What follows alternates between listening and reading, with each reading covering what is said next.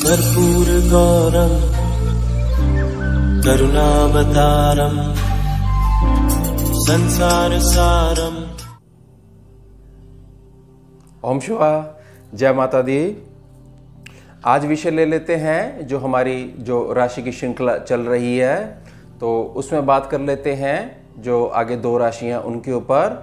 तो ले लेते हैं राशि 9 नंबर धनु और 10 नंबर मकर राशि। तो इसमें जो हमारा मुख्य विषय रहेगा वह रहेगा धनु राशि और मकर राशि के जातकों के लिए धन प्राप्ति हेतु कुछ सरल उपाय। ये होगा हमारा मेन टॉपिक, मुख्य विषय। और राशि के आधार पर 2 छोटे विषय रहेंगे। पहला विषय रहेगा धनु राशि के जातकों के लिए धन प्राप्ति हेतु कुछ सरल उपाय, और दूसरा विषय रहेगा मकर राशि के जातकों के लिए धन प्राप्ति हेतु कुछ सरल उपाय। 4-4 पॉइंट्स रहेंगे और ये सारे के सारे पॉइंट्स जो हैं, जो लैंड स्कैनिंग जो विद्या है उसका जो एक्सपीरियंस है, उसका जो अनुभव है, उसकी जो रीडिंग्स हैं, उसके बेस पे ही आपकी सेवा में लेकर आई जाती हैं। बहुत सारे लोग इसको कंफ्यूज हो जाते हैं कि भाई इसको सीधे तौर पर ज्योतिषी से जोड़ लेते हैं। थोड़ी बहुत तो जुड़ी हुई रहती है जो बेसिक प्रिंसिपल हैं, लेकिन आगे जाके इनकी अपनी ही डेफिनेशंस हो जाती हैं। लेकिन ये बहुत तेज़ स्पीड से काम करते हैं उपाय। और ये एक प्रकार से जैसे हम किसी के ये बोलते हैं कि हम अनाहत तक पहुंच गए, मतलब अंदर तक पहुंच गए, तो स्कैनिंग उसमें काम करती है। मेरी बड़ी प्रार्थना रहेगी कॉपी पेन लेके बैठ जाइएगा। हमेशा की तरह हर वीडियो में मैं इस वीडियो में भी अच्छे प्रकार से समझाने का प्रयास करूंगा। चलिए मैं शुरू करता हूं। पहले लेते हैं छोटा विषय 9 नंबर वालों के लिए धनु राशि। धनु राशि के जातकों के लिए धन प्राप्ति हेतु कुछ सरल उपाय। और धनु राशि ना बहुत खास होती है। इसके पास बल भी होता है, जैसे इसकी आकृति आप देखेंगे घोड़े की और इंसान की, और बुद्धि भी होती है और बड़े विशिष्ट होते हैं ये। बस गुरु मिलना चाहिए, संवारने वाला मिलना चाहिए, तराशने वाला मिलना चाहिए, और इनको समर्पण करना आना चाहिए, और क्वेश्चन थोड़े कम पूछने चाहिए। समर्पण भी कर रखा है और क्वेश्चन भी पूछ रहे हो, तो या तो क्वेश्चन आ रहे हैं वो सही नहीं आ रहे, या समर्पण कर रखा है वो सही नहीं कर रखा है। ये बात ध्यान रखिएगा। चलिए पहला पॉइंट समझिए। हमेशा स्मरण रखें कि आपके परिवार में यह नियम अवश्य होना चाहिए कि आप हमेशा अपने बड़ों के पहने हुए कपड़े, वस्त्र जितना अधिक प्रयोग करेंगे उतना अधिक आपको आशीर्वाद प्राप्त होगा। आप हो गए धनु राशि वाले, तो ये आपके ऊपर बता रहा हूं मैं, ये ध्यान रखना आपने। अपने घर के बड़े बुजुर्गों के वस्त्र हमेशा आपने संभाल कर रखने हैं। भले ही बुजुर्ग शारीरिक रूप से मौजूद हों या नहीं, शरीर छोड़ के जा चुके हों, तब भी आपने वस्त्रों को मान देना है, उनको जो है प्रेम से आशीर्वाद रूप में ग्रहण करते हुए पहनना है, भोगना है। हाँ, कोई वस्त्र इस प्रकार से रहा ही नहीं है कि बहुत अधिक यूज़ होने पे अब जो है उसके रेशे तक उखड़ गए हैं और बिखर गए हैं और अब वो पहनने लायक नहीं है, तो आप उसको ज़रूर त्याग सकते हैं। किसी अन्य प्रयोग में वो कपड़ा लेकर आ सकते हैं। नहीं तो थोड़ा बहुत हो जाए तो सिलिए उसको और उसको बरतिए, बहुत आपको आशीर्वाद मिलना प्रारंभ हो जाएगा। ये विशिष्ट आपके लिए है 9 नंबर वाले धनु राशि वाले। इसके साथ आपके घर में ये बात ध्यान रखने योग्य है, जितना पुराना लकड़ी का फर्नीचर रहेगा उतना ही अधिक कल्याण होगा। यह आदत नहीं होनी चाहिए कि अब जो है लक्ष्मी जी की कृपा आपके ऊपर हो रही है तो फटाफट जो है फर्नीचर बदलो। ये ध्यान रखिएगा। लकड़ी का फर्नीचर मैंने बोला है, पॉलिश करवाइए, पेंट करवाइए, थोड़ी मरम्मत करवाइए। आपके बुजुर्गों ने, बड़ों ने बड़ी मेहनत से उस समय कैसे कैसे कष्ट उठाते हुए आपको भी एक प्रकार से खड़ा करा और घर को भी खड़ा करा, और भी चीज़ें जो आप तक कभी पहुंच ही नहीं पाई, कि वो दिन आपको लगा बहुत अच्छा था, और आपके माता पिता से पूछिए कि उससे बड़ा भारी दिन अभी तक उन्होंने नहीं अनुभव किया होगा। और उस दिन वो खुशी आई, वो फर्नीचर आया, और अब आप जो हो गए बड़े और बहुत अधिक आपको ज्ञान हो गया है, तो ये आउट ऑफ फैशन हो गई है। टेबल, कुर्सी, जो भी लकड़ी का फर्नीचर है, और उसको बदल दो। बहुत अधिक कृपा जो आपके पास है वो पहुंच जाएगी किसी और के पास, ये ध्यान रखिएगा। बहुत ज़्यादा प्रार्थना मैं कर रहा हूँ, इन दो चीज़ों का ध्यान रखिएगा, वस्त्रों का और लकड़ी के फर्नीचर का। दूसरा पॉइंट समझिए, अपनी श्रद्धा और यथाशक्ति अनुसार पवित्र तीर्थों के दर्शन करते रहा करें। जब भी तीर्थ यात्रा के लिए जाएं, तब उस पवित्र तीर्थ की मिट्टी अपने साथ अवश्य लेकर ही आएं। जो एरिया होगा ना, जैसे माता के दर्शन को गए, तो जो एरिया है माता का, भाई माता का एरिया शुरू हो गया अब यहाँ से, तो वहाँ की मिट्टी लेकर आइए। और बिल्कुल जो स्थान के पास अगर मिल जाए तो बहुत उत्तम हो जाएगा आपके लिए। इस पवित्र मिट्टी को एक लाल कपड़े में पोटली बनाकर अपने धन स्थान पर रखें। मिट्टी ले आइए, छोटा सा लाल कपड़ा ले लीजिए, मिट्टी को रखिए, प्रणाम कीजिए, और पोटली बनाकर उसको जो भी आपका धन स्थान है वहां पर रखना है। पोटली को कभी भी नहीं खोलें। एक बार गांठ लगा दी, माता रानी का नाम ले दिया, अपने गुरुदेव का, इष्ट का नाम ले लिया, उसके बाद गांठ कभी नहीं खोलनी है। गांठ कैसी भी लगा दीजिएगा। और हर बार यात्रा पर मिट्टी लेकर आए तो उसे नई लाल पोटली में ही रखें। सारी पोटलियां एक साथ ही रखी रहेंगी। मान लीजिए आप एक वर्ष बाबा के दर्शन के लिए गए, भोलेनाथ के दर्शन के लिए गए, वहाँ की मिट्टी ले आए, रज ले आए, और उसी में थोड़ा आगे चलते हुए और तीर्थों में भी चले गए, तो आपके पास कुल मिला के 3 तीर्थों की मिट्टी हो गई एक बार में ट्रैवल में। अब आप घर आ गए, घर आके आपने तीनों को मिला दिया मिट्टी को, ठीक है, और एक पोटली बना दी। अब जो गांठ लग गई, अब अगले वर्ष या कुछ समय पश्चात जो है फिर बुलावा आ गया आपका, और फिर चले गए, चाहे उसी सेम तीर्थ पे चले गए दोबारा दर्शन के लिए, और या फिर किसी अन्य पे चले गए, फिर मिट्टी ले आए, तो उसके लिए अब अलग पोटली। तो ऐसे करते रहें और पोटलियाँ इकट्ठी करते रहें। अब पोटलियाँ साथ में रखी रहेंगी, टच हो जाए थोड़ा दूरी रखिए, जैसे आपको रखना, लेकिन एक बार आपने पोटली बना ली फिर उसको खोलना नहीं है, ये ध्यान रखिएगा। तीसरा पॉइंट समझिए, किसी भी प्रकार के कार्यों में देरी देखने को मिले, बहुत लेट हो रहा है, बहुत विलंब हो गया है, अब जो है आपसे जो है बर्दाश्त नहीं हो रहा है, अगर इस प्रकार की स्थिति उत्पन्न हो जाए तो मंगलवार या गुरुवार से शुरू करते हुए 108 दिन तक लगातार अपने कंठ पर हल्दी का तिलक लगाएं, और इन 108 दिनों तक रात्रि शयन के समय अपने सिर पर एक पीला रुमाल या कपड़ा बांधकर सोएं। बिल्कुल सिंपल है। हल्दी का आपने तिलक लगाना है कंठ के ऊपर, और जब भी रात्रि को सोना है आपने इस समय, जब आपने संकल्प ले लिया कि मैं उपाय करूंगा 108 दिन तक लगातार, पीला कपड़ा ले आइए या पीला रुमाल ले आइए, जैसा भी है, पीले कपड़े का रुमाल भी बना सकते हो, जैसी भी शेप हो, बड़ा छोटा, अपनी सुविधा अनुसार उसको सर पे बांधना है और सो जाना हल्की गांठ से लगाकर उसको। इससे बहुत अधिक कहीं ऐसा ना हो कि आप करवट बदलो और कोई गांठ चुभे और फिर आप शिकायत करो। ये उपाय इसलिए था कि भार हल्का हो, या तो उसने सर में दर्द कर दिया, तो वो आप अपनी सुविधा के हिसाब से देख लीजिएगा।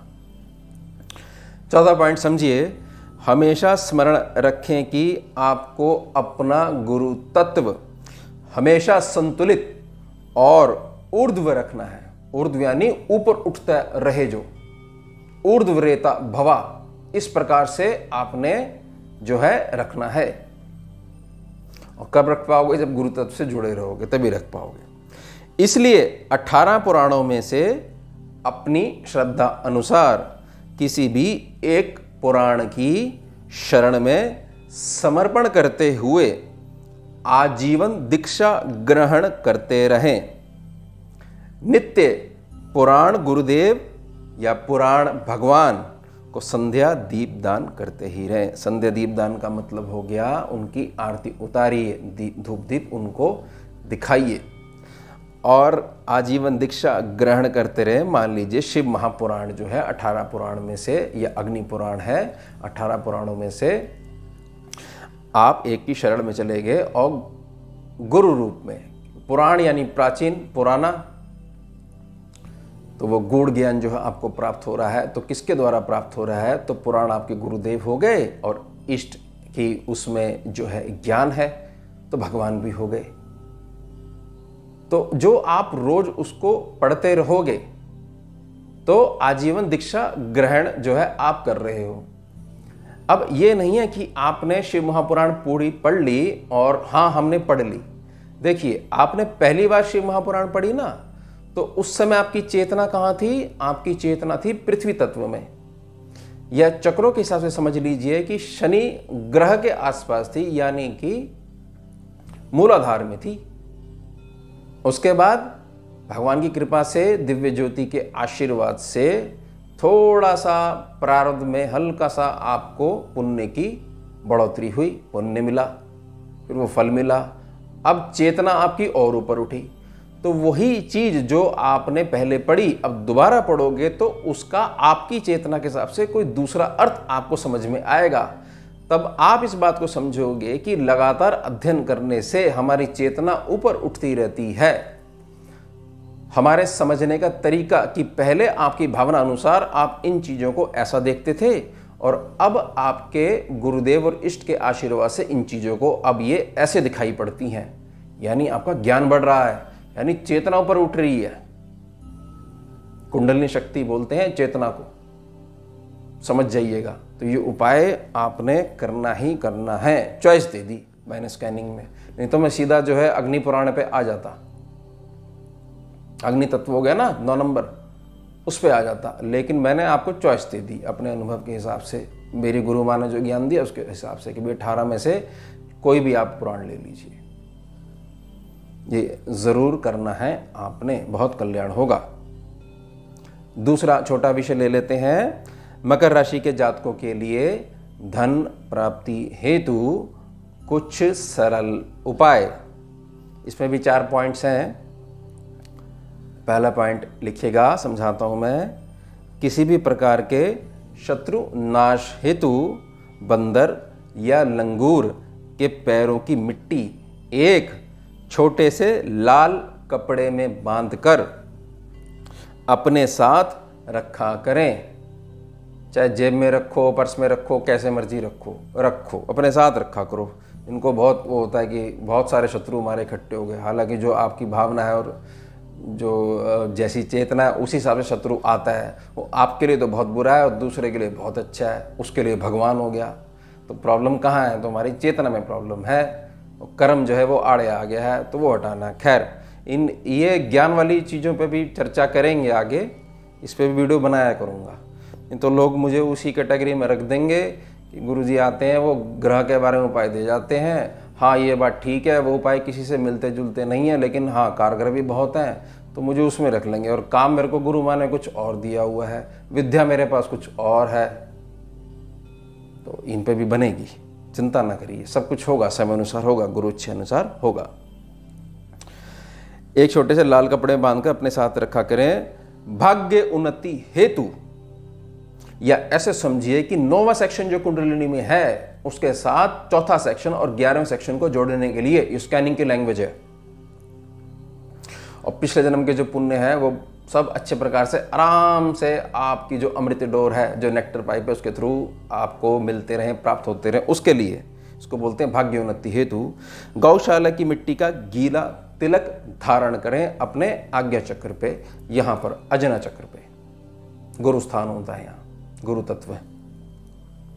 मिट्टी ले आइए, मिट्टी सूखी है, थोड़ा सा गंगा जल मिला दीजिए, टीका कर लीजिए और सवेरे के समय भगवान को प्रणाम करते हुए, इष्ट देव को प्रणाम करते हुए, गुरुदेव को प्रणाम करते हुए गौशाला की मिट्टी का तिलक धारण करें। बहुत कुछ कल्याण होना शुरू हो जाएगा।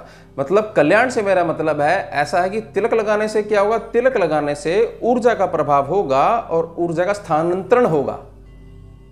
स्थानांतरण होता है केवल ऊर्जा का, अदलती बदलती है, फॉर्म चेंज होती है, तो उससे कुछ परिस्थितियां ऐसी उत्पन्न हो जाएंगी जो कि सुसंचालित करने लग जाएंगी और ऐसा लगेगा कि भाग्य काम कर रहा है। और पहले भी मैं बता चुका हूं कि कर्म प्रणाली को ऐसा नहीं है कि इग्नोर कर दोगे आप, कर्म तो करना ही पड़ेगा। तो बात सारी क्या चीज़ है कि जो कर्म कर रहा है, जो कह रहा है मुझे निराशा है और जो कह रहा है कि मुझे उपलब्धि है या उन्नति है, और दोनों एक ही प्रकार का व्यापार कर रहे हैं, तो उनके काम करने के ढंग में और सोचने में फ़र्क होता है। इसी को बोलते हैं कि उनकी ऊर्जा ऊपर उठी हुई है और उनकी जो है अभी थोड़ी सी मूलाधार के आसपास है। बस दूसरा पॉइंट समझिएगा, पूर्ण परिवार की उन्नति हेतु तथा हर प्रकार से जाने अनजाने हुई गलतियों के लिए क्षमादान हेतु आप क्षमा मांगना चाह रहे हो। 108 दिन तक लगातार पूर्ण ब्रह्मचर्य की पालना करते हुए कच्चे दूध में देसी खांड मिलाकर बरगद के वृक्ष में अर्पण करें। यह उपाय केवल प्रातः समय ही करना है। और प्रातः समय का मतलब ये नहीं है कि आप सुबह 9 बजे जाकर करो इतनी गर्मी में। ठंडी ठंडी हो ना, जब धूप आपको चुभ ना रही हो, तो 6:30 से 7 बजे के बीच में गर्मियों में, और सर्दियों में आप लगा लीजिए कि 8, साढ़े 8, 9 बजे तक। इसके बाद ना करिएगा, मेरी बड़ी प्रार्थना रहेगी। तो अब ये इसमें निकल के आएगा कि भाई क्षमादान क्यों, हमने किसी का क्या बिगाड़ा है। अब ये भी प्रश्न हो सकता है। देखिए, क्षमादान इसलिए कि जाने अनजाने किसी भी प्रकार से, किसी भी अवस्था में, किसी भी जन्म में कुछ भी हमसे गलती हो गई हो, तो ये एक ढंग है आशीर्वाद मांगने का। जैसे आपके घर में बड़े बुजुर्ग आए और जब वो चलने लगते हैं, तो ये हमारे इस धरती के संस्कार हैं, चरण स्पर्श करिए और कुछ अगर वो दें वो भी ग्रहण करिए, उनकी बात सुनिए। वो कुछ कह के ज़रूर जाते हैं कि इस चीज़ का ध्यान रखना और ये चीज़ आपकी बहुत अच्छी है। फिर आपका कर्तव्य बनता है, छोटों का कर्तव्य बनता है कि वो बोलते हैं कि अच्छा जी, कुछ अगर गलती हो गई हो तो क्षमा कीजिएगा और सद्बुद्धि दीजिएगा, अपना आशीर्वाद बना के रखिएगा। उसका मतलब ये नहीं है कि हम क्यों सॉरी बोलें, हमने क्या गलती करी। समय जब बदलता है ना, तो जब समय बहुत अच्छा चल रहा होता है तो कुछ याद नहीं आता। उसके बाद जो भगवान से जुड़ाव होता है ना, तो समय थोड़ा सा विपरीत होता है, तो ये भी करना चाहिए, वो भी करना चाहिए, फिर इंटरेस्ट आपका इन चीज़ों में बहुत ज़्यादा हो जाएगा।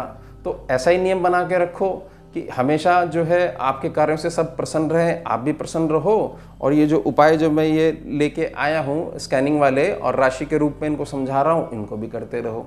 हालांकि ये 1 वर्ष में 1 बार कर दोगे, 2-3 साल में भी 1 बार कर दोगे, तो भी बहुत अच्छे परिणाम इसके देखने को मिले हैं। और बहुत धूप में ना करिएगा। तीसरा पॉइंट लिखिए, धन प्रवाह को अति उत्तम बनाए रखने के लिए पूर्णिमा की तिथि में, पूर्णिमा की तिथि हो, तिथि में, रात में मत समझ लीजिएगा। तिथि का मतलब है ड्यूरेशन में, कब से कब तक है तो उसको बोलेंगे पूर्णिमा की तिथि रहते हुए।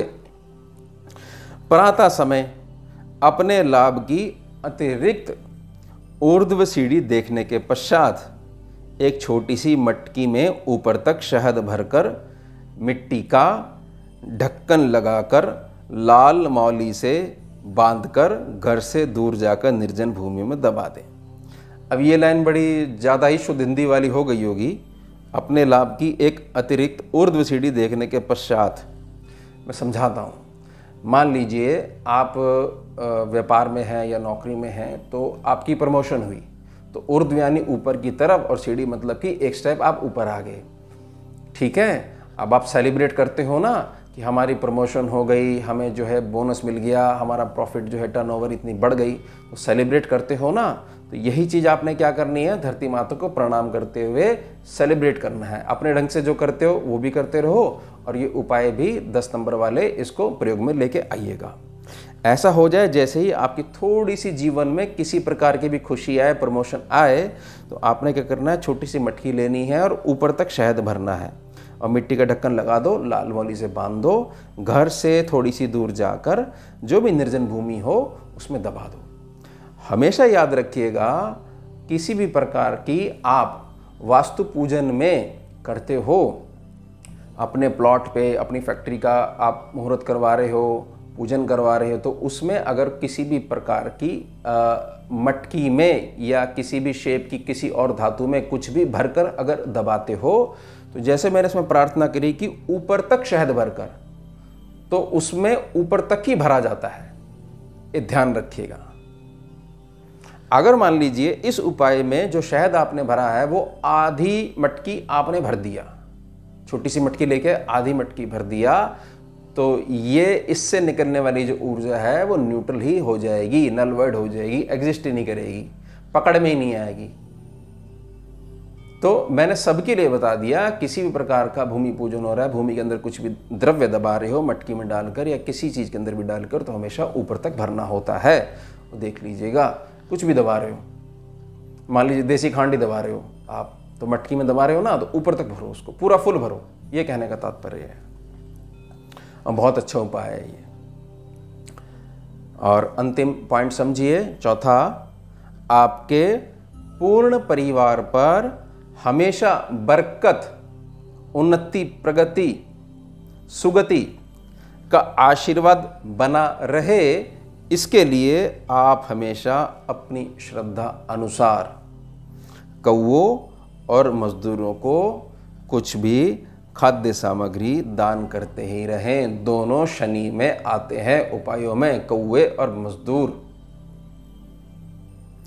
पूर्व दिशा को हमेशा प्राथमिकता दें और अपने निवास स्थान में हमेशा पूर्ण प्रकाश की व्यवस्था रखें। अब पहले पूर्व दिशा, भोजन तो आप करा दोगे, कौओं को करा दोगे, मजदूरों को करा दोगे, करवाते रहो, कोई इसमें कोई ऐसा नहीं है इस दिन करवाना है, कितना करवाना है, क्या खाना है, आपके मन में आई चलो भाई आज मिलाते हैं, सबसे मिलाते हैं, लाओ प्रकृति को भी दे दो, कौओं को दे दो, और मजदूर भाई हैं हमारे, देखो कितनी मेहनत करते हैं, ऐसी भावना रखते हुए जाओ, चलो इनके साथ जो है थोड़ा सा आओ प्रसाद बांट लेते हैं।